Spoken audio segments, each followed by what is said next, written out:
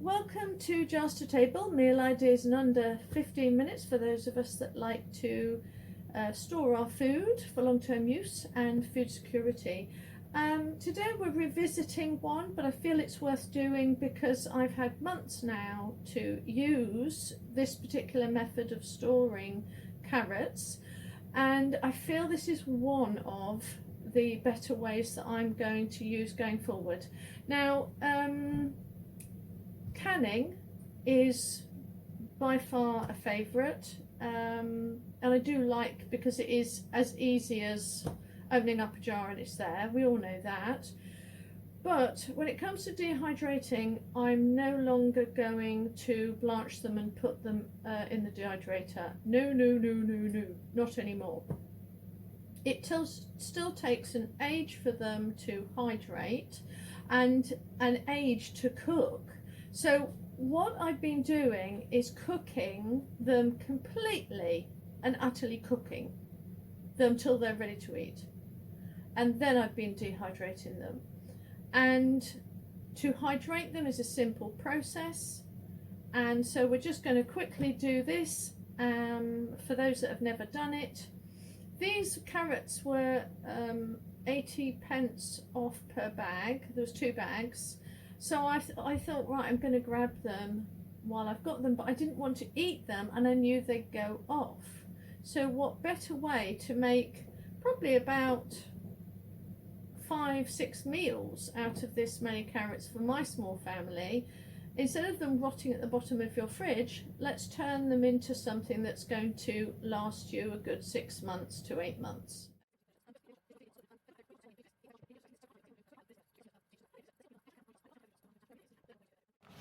So cut them down into these. They're called coins, so they're a little bit thicker than a 2 pounds or a pound size thickness. You don't want them too thick, otherwise they won't dehydrate brilliantly and they won't hydrate brilliantly. And anyway, so we'll put them on a boil. Okay, so all of our carrots have sorry, spit it out. All of our carrots are thoroughly cooked, and they're cooked to the point where, whoops, can you see? Tastes like canned carrots at the moment. Now, with mine, I'm going to put it on 2 trays.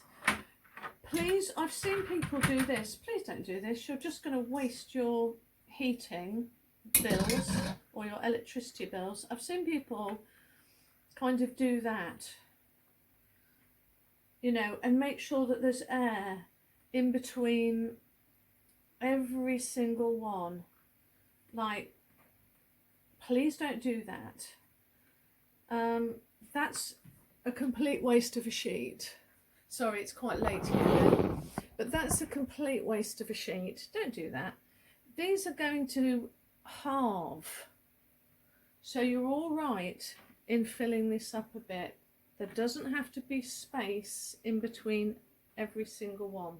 So just go ahead. They'll move around as they get, as they dehydrate, and you can get on with your life. But sitting there and making sure that there is an air gap, it is it's unnecessary. Okay. And as normal, I'm putting it for 15 hours and setting it for about 45. So the dehydration is finished, and can you see why it was not too important to worry about you know, keeping them apart? They are gorgeous little orange pieces of goodness, little orange jewels. So all I'm going to do, I've got my jar here that of ones that is already full of cooked, so excuse the writing of a cereal, you know whaty. I go through these constantly, and normally I would put into a new jar, but I'm not going to do that today. So I'm just going to pop it up, give it a good shake. Ooh.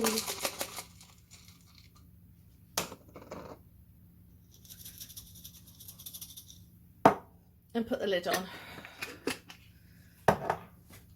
Nothing wasted in the bottom of the fridge.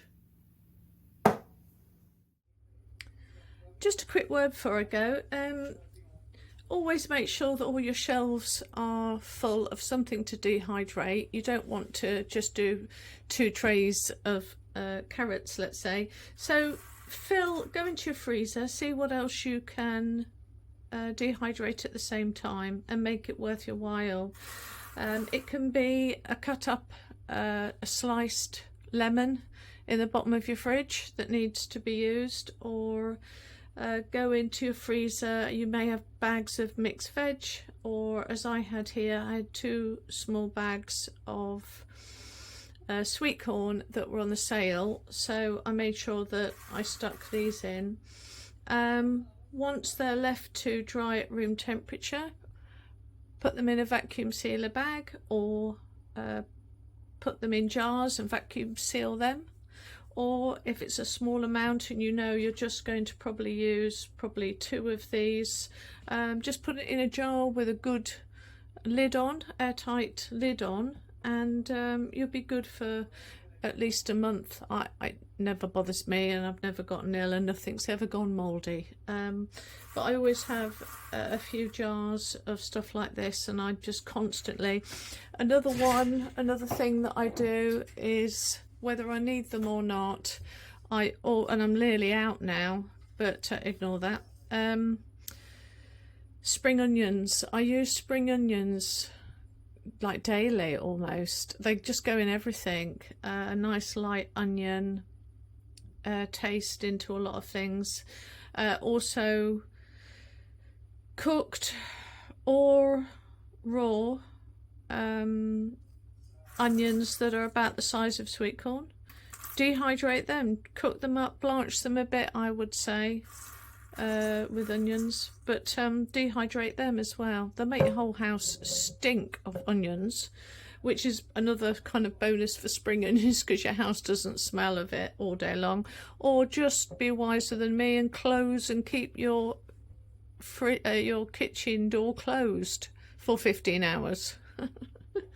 Rather than keep coming in and letting the whole place smell. But anyway, I'm going to let these completely become cold, and then I'm putting them away. Okay, bye.